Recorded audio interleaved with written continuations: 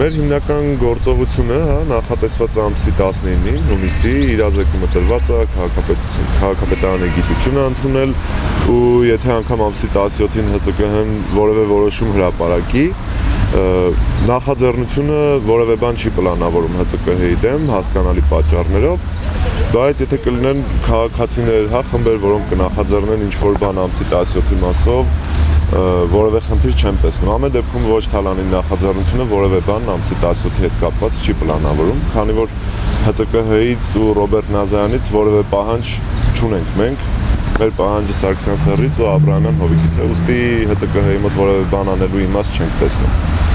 Մեր հիմնական միջոցառումը հունիսի 19-ին ժամը 18:30-ին Ազատության հրապարակից կմեկնարկի, կոչ ենք անում բոլոր մարզերի բնակիչներին մոբիլիզացվել Երևանում, մայրաքաղաքի կենտրոնում, բոլորովս դուրս գանք պայքարի այդ օրը։ Ովքեր չեն կարող գալ, կարող են ինքնակազմակերպվել մարզերում, բայց շատ ավելի լավ կլինի, եթե կենտրոնանանք Երևանում։ Ամեն դեպքում կոչ ենք անում միանալ Երևանյան հավաքին ու այստեղ ցույց տանք մեր ուժը։ Անկախ 17-ին որոշում կհրապարակվի թե չի հրապարակվի, ամսի 19-ին հունիսի մենք եւս մեկ անգամ ցույց ենք տալու մեր պահանջատեր լինելը ու որ չենք պատրաստվում հետ կանգնել, այդ 7 դրամի խայծը չենք ուտում, էլի։ Ի սկզբանե սկսած իրենց խաղի մեջ չենք մտնելու, սակարկել շուկայական հարաբերություններ եւ այլն եւ այլն։ Օրինակ ինչ պատասխան եք սպասում իշխանություններից։ Գուցե ընկրկեն, սպասում եք, որ ընկրկեն եւ սակայն չեղյալ այդ ընդհանրացման վերաբերյալ։ Ճիշտ ասած, ես կարծում եմ, որ 17-ի իրենց քննարկումը եւ որոշակի չափով նաեւ այս պահին, որոշում հրապարակելու հավանականությունը հենց կախված է դրանից, այստեղ կա ժողովրդի ռեակցիա փորձելու քայլ, որովհետեւ չեմ կարծում, որ 27-ի երթը իրենց վրա որևէ տպավորություն թողած չլինի, այդ բազմահազարանոց երթը։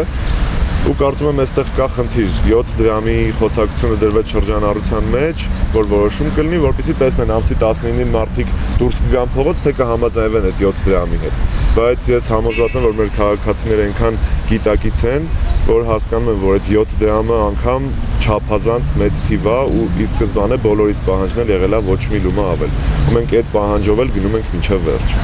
Իսկ ամսի 19-ին ի՞նչ է, մենակ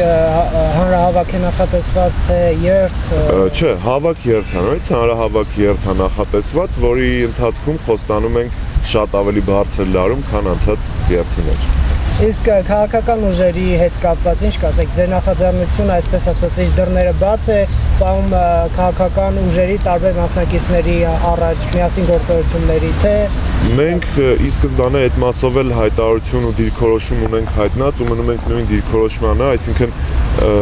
խնդիրը այնպիսին է, որ բացա բոլորի առաջ, անկախ կուսակցական լինելուց, անկախ քաղաքական ուժ լինելուց չլինելուց, այստեղ ոչ մեկ իրավունք չունի ասի, այ դու կուսակցական ես դուրս մի արի փողոց։ Որևէ խնդիր այդ մասով էլ չկա, ինքնակազմակերպման ինչքան շատ լինի պայքարի ճակատը, այնքան ավելի լավ կարծում եմ։ Կուսակցություններն էլ կարող են համախմբվել, չհամախմբվել, իրենց ձևով թեկուզ ազգային ժողովում բոյկոտել, այսինքն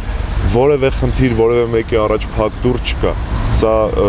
ոչ մեկի սեփականությունը չի, ասել ենք, նորից ենք ասում, պայքարը բոլորինն է, խնդիրը բոլորինն է ու ցանկացած մարդ իր տարբերակով իր ձևով կարող է միանալ շարժմանը։ Ինչպես բոլորս տեսանք երեք Օհանավանից, Արագածոտնի մարզի 3 գյուղերը ավելի ճիշտ, 200-ից ավել մարդ դուրս էր եկել փողոց, փակել էր մայրուղին ու պայքարում էր, հոսանքի թանկացման դեմ, ինչը բավականին ողջունելի է, այսինքն Հայաստանի Հանրապետության քաղաքացին սկսում է գիտակցել իր իրավունքները, սկսում է դուրս գալ փողոց ու դա բավականին գովելի է, նաև իրենք հայտարարել են, որ ամսի 19-ին միանալու են Երևանյան հավաքին,